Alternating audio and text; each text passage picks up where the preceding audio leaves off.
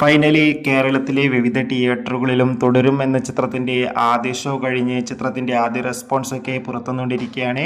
ആ ഒരു അപ്ഡേഷനാണ് ഇന്നൊരു വീഡിയോ ഭാഗത്ത്. വീഡിയോയിലേക്ക് മുമ്പ് വീഡിയോ ലൈക്ക് ചെയ്യുക, ചാനൽ സബ്സ്ക്രൈബ് ചെയ്യുക.